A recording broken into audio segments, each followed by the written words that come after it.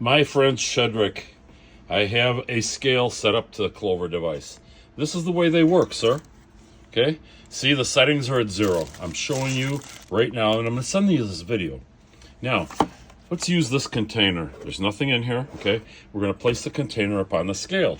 But the container weighs 0.10 pounds, and we can't charge the customer for that. So what do?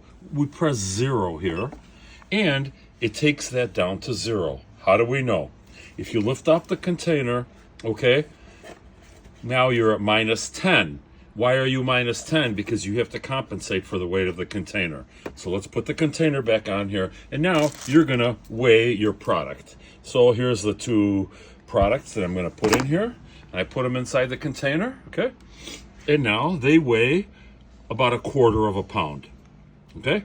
So you make the payment on the Clover device, all done. When you take the container off, now you're gonna use a different container. No problem, Cedric. Take this, press 0 here, okay? Now we're at 0. Okay, so now you're gonna use a different container for a different product that you sell. This container, this is a little bit heavier, okay?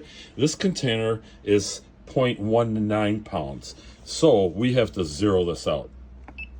Okay, I pressed 0 and it shows me a big 0. Why? Okay, when I take the container off, the scale reads minus 0.19 pounds because we cannot charge the customer for this weight. Great. So let's put the container back on here.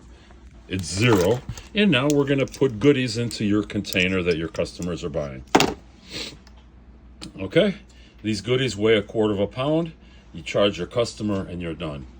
Now, when you take the container with the goods off, you'll see that your container weight is compensated for, okay? So if you're going to use a different container, now you're going to choose 0, okay, to 0 it out, okay? And now we can go back to the other container, which weighs 1/10 pound. We zeroed it out. There we go. If you're going to use the same container all the time, put your container on the scale, set your tare to 0 by pressing 0 over here, okay? Okay, the scale will always read a negative of the weight that you're weighing with regularly, okay? If you're going to change the containers that you weigh with, press 0, okay? So you're on 0. Place the container that you're weighing on the scale and press 0 so that your weight scale shows 0. Why? Because it's a negative number for compensating for the scale, for the container weight. There you go. It's as simple as that.